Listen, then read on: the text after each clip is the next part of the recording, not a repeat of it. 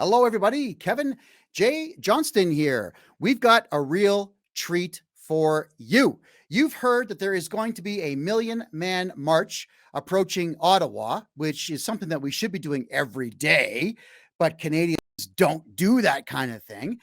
However, there's a man who decided to take up that mantle. Born and raised in Canada, he is Muslim. I like pronouncing it that way. Remember Dr. Z, our good friend out here in Alberta? He's Muslim, but he's taken the reins and he's out here telling all of us the same thing that we should all be saying all the time. It is time for all of us to forget labels, abandon labels altogether. Never mind what religion that you're a part of. If you're in this country and you're a Canadian citizen, a landed immigrant, a national, whatever status you have, you got to get off your ass. Turn off Netflix, turn off Hulu, turn off Crave. Never mind Disney Plus. Forget about the Leafs or the Flames or the Oilers or the Habs or anybody else out there that's distracting you from what's really going on. And what's really going on, everybody, is that we have a pedophile running this country who has a whole bunch of pedophile friends running it with them, turning our children into sex objects. And when I say our children, I mean mine. I mean yours. I don't mean liberal kids, because those kids are actually being protected from this. They're coming for our children. Well, Kamel has had enough, and he's going to tell you all about what he's doing and why. So good to see you, my friend. Thank you very much for being here. Introduce yourself, please. Tell the world who you are. Oh, good to see you too, KevinJJohnston. Good to see you, and thank you for doing this and reaching out. My name is Kamel El-Cheikh. I'm just a Canadian like everybody else, philanthropist, businessman, economic background, 25 years of humanities and politics, trained lobbyist and stuff like that. So I'm a big organizational guy. I love people, so anything I did in life, I managed the biggest team I managed with the city of Ottawa, 3,000 people, up to 3,000, right? So, and 6 unions and stuff like that. So I love bringing people together, especially when it comes to big projects. And this is the biggest project yet, Kevin. 1 million people march for Canada's kids. I, like you, Kevin, didn't want to offend anybody. Muslim Canadian, just minding my own business, trying to be a good Canadian, trying to, I got 3 kids, a beautiful wife of 21 years, who, I live like every other Canadian. But I've been watching, and I've been watching our institutions that me and you grew up in, Kevin. Our institutions, like our schools, our governments, even the banks, the bank apps, everything is, let's do this. It's one opinion, and it's the woke agenda. And this opinion is disregarding whatever ideology you have, whatever belief you have, whatever thought process or opinion you have. And it's just saying, this is what you're going to do because this is the right thing and everything else is wrong. So that's why we started this initiative together, and volunteers from coast to coast. And we said, you know what? We're going to come together and we're going to protect and liberate Canada's kids on Wednesday, September 20th, 2023 at 9 a.m., by the way, from coast to coast. We're going to keep saying that all the way through this interview, by the way. So what I want to say that you've worded that absolutely correctly, in that the left wing says, here's the rules, because we are 5% of the population, maybe, and these are the rules because we say so. And if you disagree, we're going to call you homophobic, transphobic, Islamophobic, xenophobic, fascist. Yeah, fascist, and so on. So here's the thing. I was called that a couple times. Yeah, well, you see, you've got that nice coffee-colored brown skin there, and you're Muslim. So what do they call you when you disagree with the left? Well, they called me fascist. I was called white supremacist because I did go to the convoy. I also went to the COVID protest. But you know what? I don't fit the narrative, Kevin. I'm olive skin. I'm not black or white. I'm of Mediterranean origin. That sucks for me, man. I know. So I guess they can probably get away with calling you white supremacist and racist and so on, but they can't call you Islamophobic, which is what they call me all the time. Nonetheless, yes. I agree with you. The left-wing agenda is gross, sick, disgusting, perverse, Yeah, venomous, vitriolic, it is. reprehensible. They're all a bunch of spoiled reprobates. I love that word. They've told you and I that we have to sacrifice our children at the altar of their cult, and they want our children performing sex acts on them, and they're using the schools to teach our kids it's okay to touch adults. It's not. So let's hear more about what you had to say about this whole thing. Yes, and you know what? Here's what they try to do is they put everybody in their respective paradigm boxes. So if you're white, I go into my box of goodies and I pop the white supremacist, fringe, often misogynist card or Nazi. If you're Muslim, I just pop my terrorist fascist card, right? Or Sharia law or whatever, right? So that's what they do. Okay. And of course, you're not a proponent for Sharia law in Canada. You're a proponent for Canadian law in Canada, as far as I understand. Well, so it's go ahead. Yeah. No, but like, Yeah, so it's so slander and libel. Sharia law, you know what Sharia law is? Okay, they're using this stereotype. Sharia law means, for me, I pray 5 times a day. That's Sharia law. My wife wears the hijab. That's Sharia law. I fast Ramadan 30 days out of the year. That's Sharia law. So in Judaism, it's called orthopraxy and orthodoxy, right? In Christianity, it's just traditional biblical beliefs. That's what Sharia law is. Now, they're trying to confuse it and scare people. Oh, Sharia law, all that stuff that you see in third world countries that demonize women, right? And show barbarism, but they're the ones doing these things, right? And then they're just trying to scare people from each other, so we don't have conversations like this where a white Canadian and a Muslim Canadian, Christian, I don't know what your belief is. I didn't even ask because it's not important. Well, You're a human being on the other end, right? The public knows that I'm Catholic and I can't stand the Pope. So, there you go. What does that make me? Right. That's it, right? And so Canada is a melting pot in a sense that you could be Muslim and you could be Catholic. Your church is beside my mosque.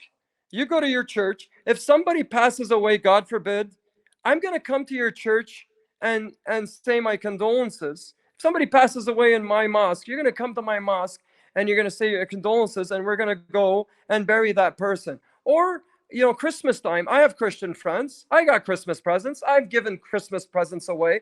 I don't say happy holidays. I say Merry Christmas. I'm not offended by that as a Muslim.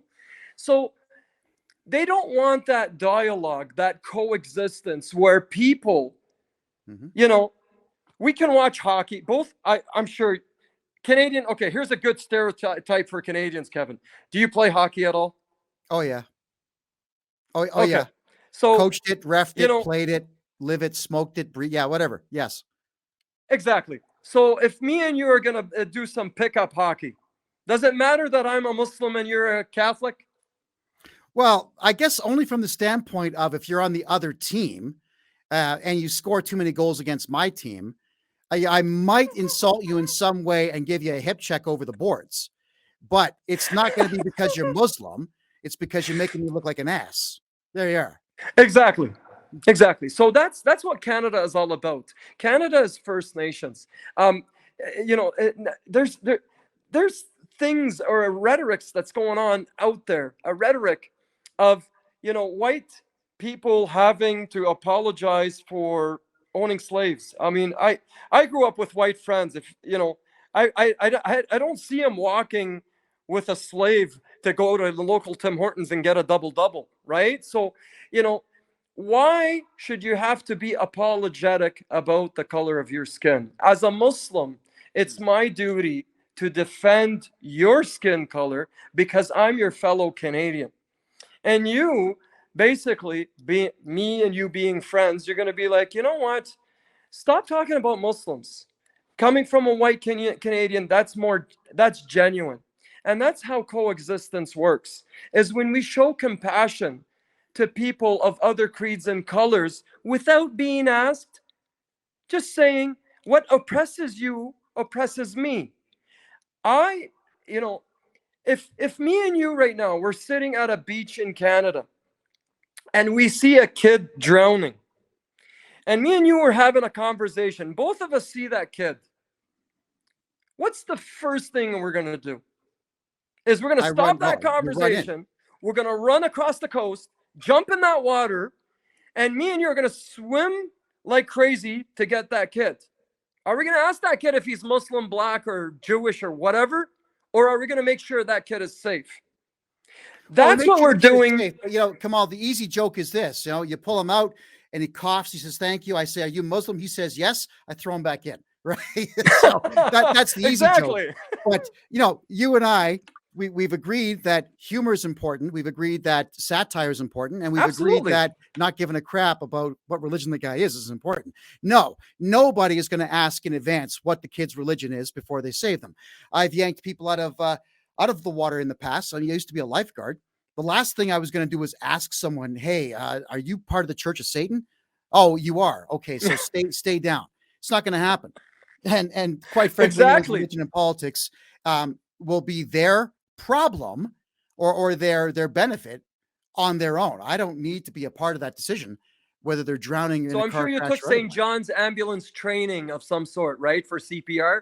Yeah, I took that. Yes, exactly what I took. Now, the CPR, you know, ask, oh, okay, well, if it's a Muslim, they got a different lung, and, you know, a Catholic has a bigger lung. So the CPR applies that way to a Catholic. I mean, well, actually, hold on. I got to stop you there. There was a lesson. It said that if a Muslim guy is having a heart attack, you're supposed to use 2 grenades. It gets the heart started back up again. Right.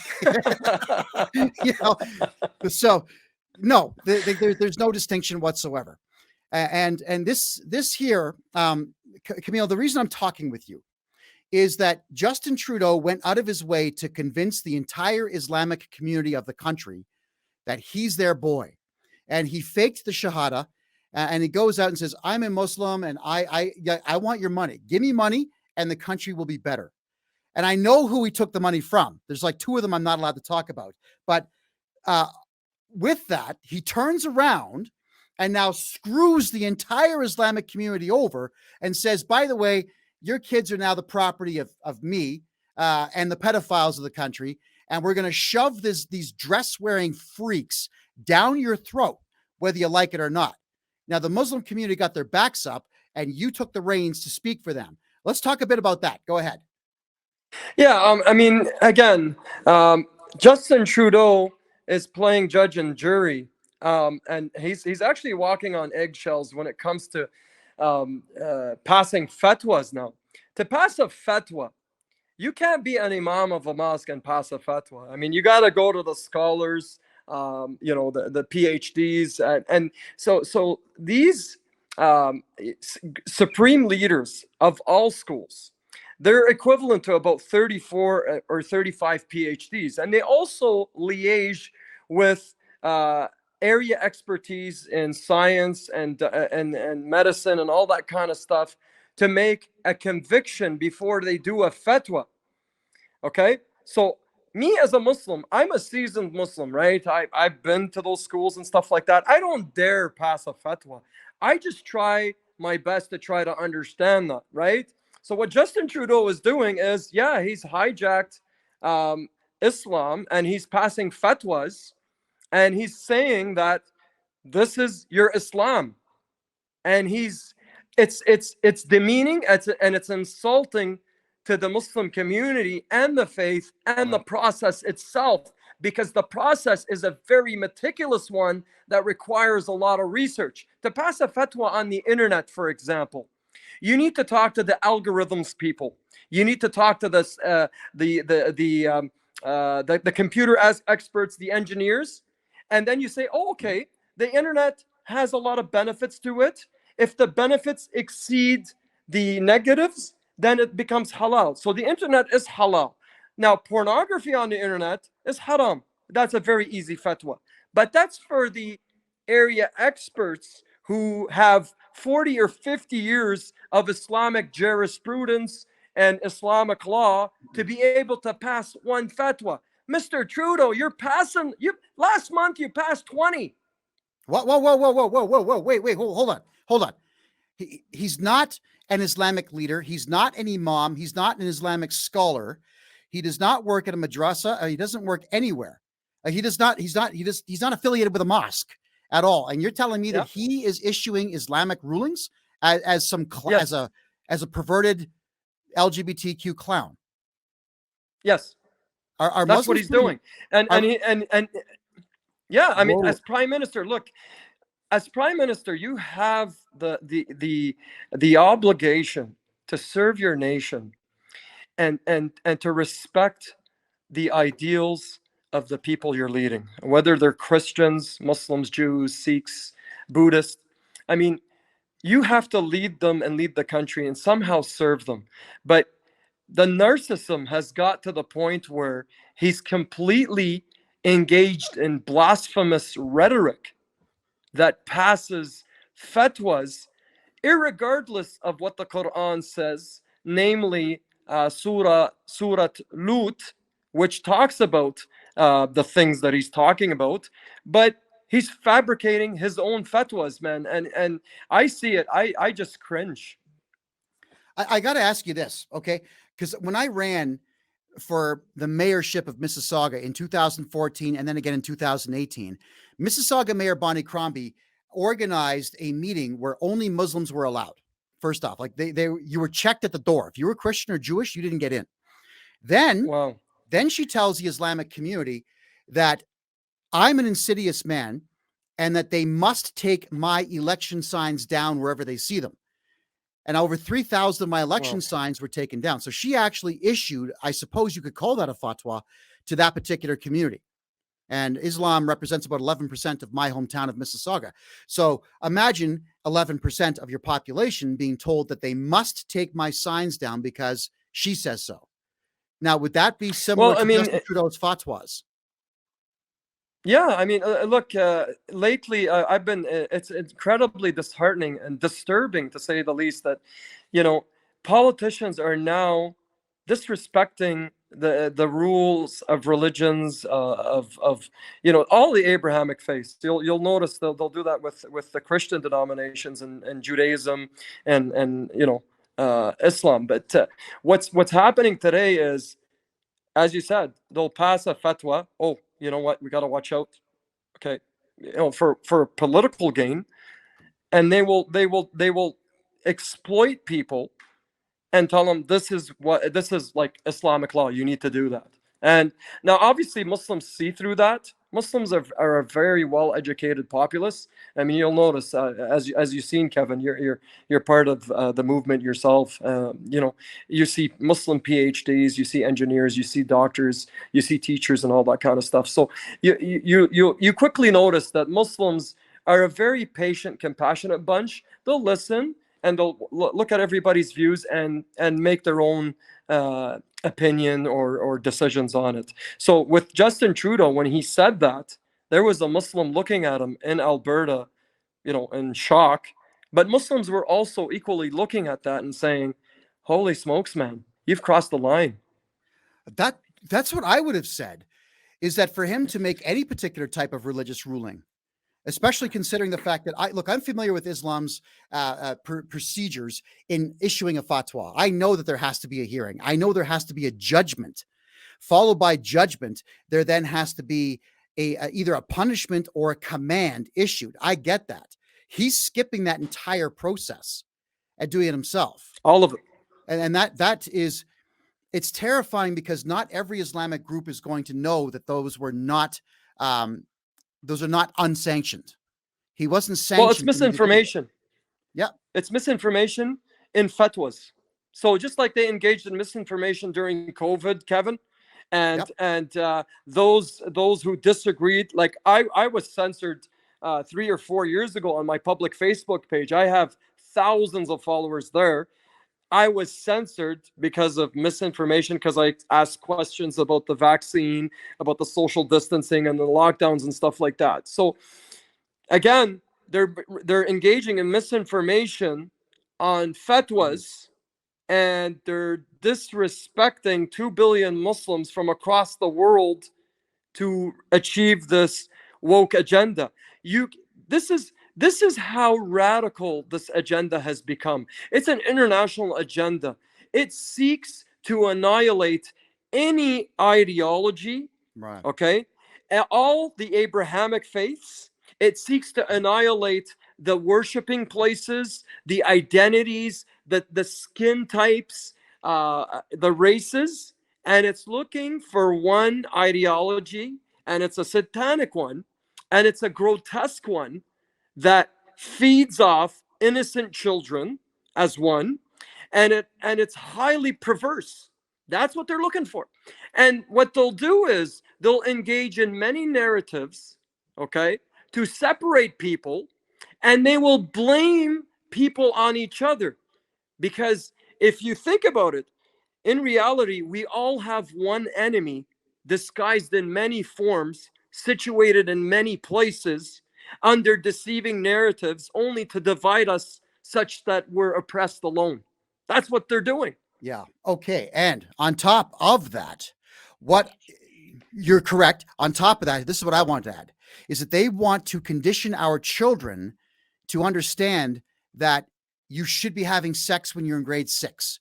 And I'm your teacher. And when I unzip my fly, you should touch me. That's what they're trying to do right now. And this is something that I have said over and over again to high school students. I said, look, they're teaching you this stuff because they want you to be free and open love and so on. They want you to have 30 or 40 sexual partners before you buckle down and get married. They want you to be raising other men's kids. They want women out there to be complete tramps so that there's no Yes. such thing as a well-structured, strong family unit. And look, I'll tell you this, I wouldn't marry a woman that had 40 sexual partners and had kids with 3 Yes. other guys. Why would I do that? Well, that's what they're trying to do here is eliminate quality women in the future and eliminate Yes. strong men in the future. So, boys, if you're listening, now this gentleman right here, pretty masculine guy. I'll tell you this right now. You can't have a loving wife like he has or like I used to have when you are a sissy, when you're walking around lipstick and skirts and dresses and you're going, ooh, masculinity is horrible. No, it's not. It's awesome. Masculinity put men on the moon. It put things in space. It built the CN Tower and the Empire State Building. Hey, have a look at Dubai. Yeah, masculinity built the Burj Khalifa, for God's sakes. And what we're hoping here is the Saudi Arabians. Absolutely. I actually hope that they finish off this new vanity project they've got here. The 170-kilometer long line. The two towers, 500 meters tall, 170 kilometers long. Masculinity designed that, dreamed it up, and is now building it. It's a very good thing. We got a few minutes left here. Talk about what you're doing. Let's talk about this big event that you are having in Ottawa. Go. Well, I mean, it's an event for Canada. What we're doing is we're making history as we see it, right? We're bringing Canadians together.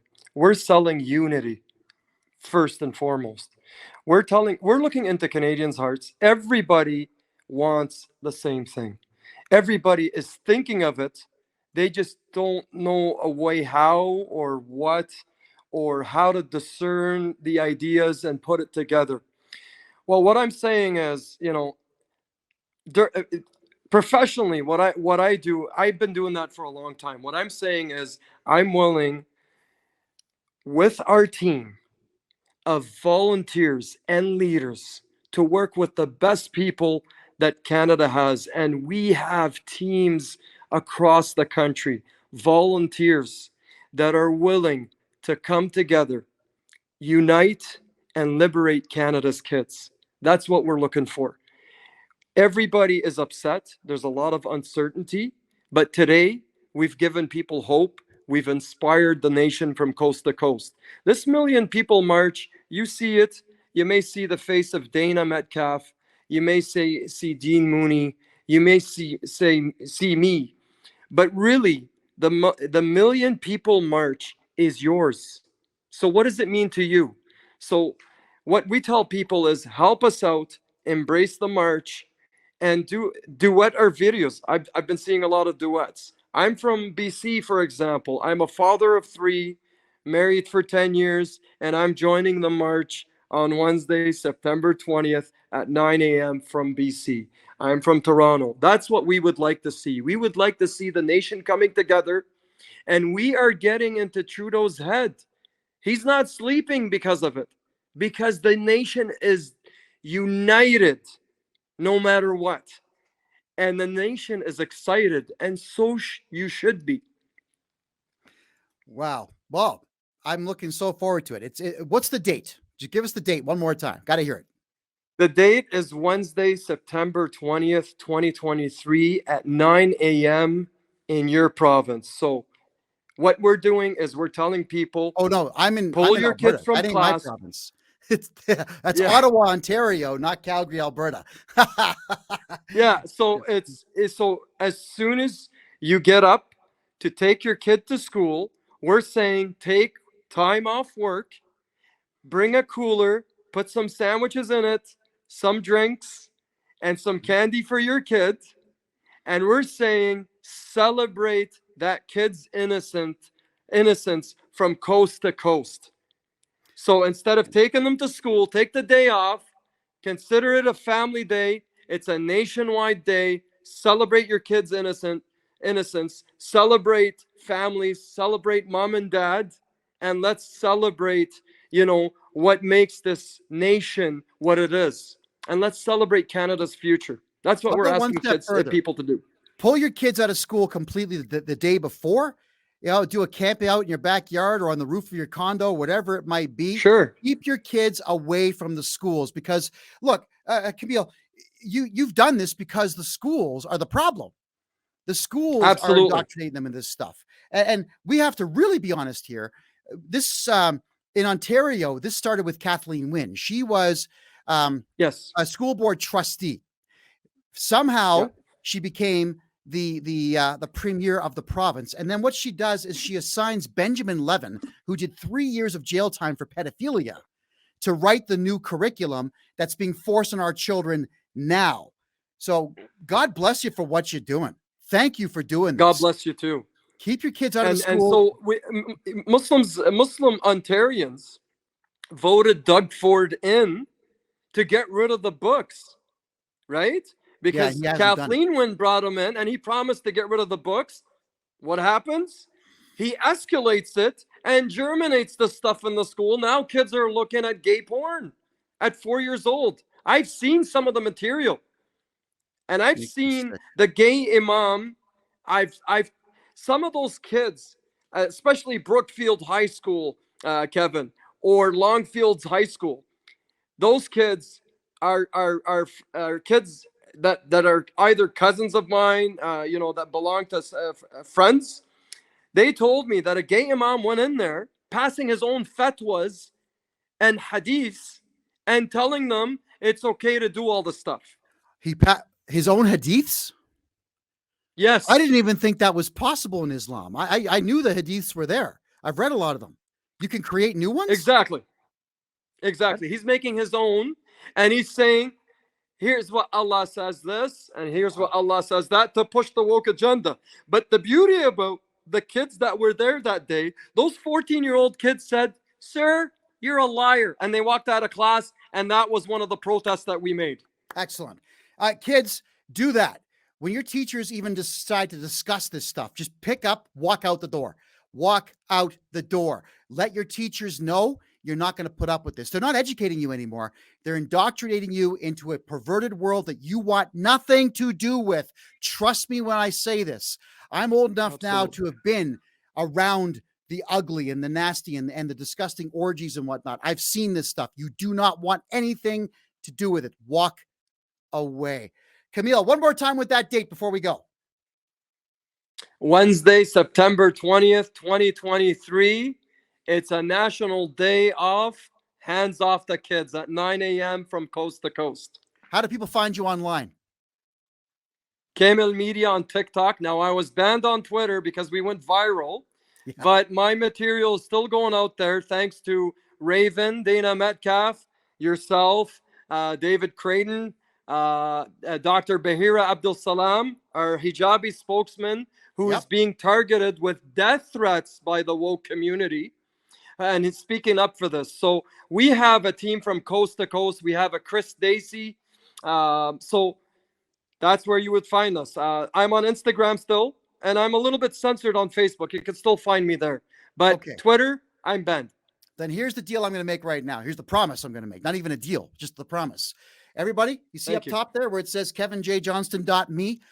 I'll put anything that Kamel wants up for the web to see on that Thank you. website. All right. It's not even hosted in North America, so no one's going to take it down. My friend, pleasure. Thank you for being here. I really do appreciate your time. God bless you. God bless you. God my bless friend. you, and God keep our land glorious and free. Thank you. Absolutely. We're going to make sure that happens. Take care. You too.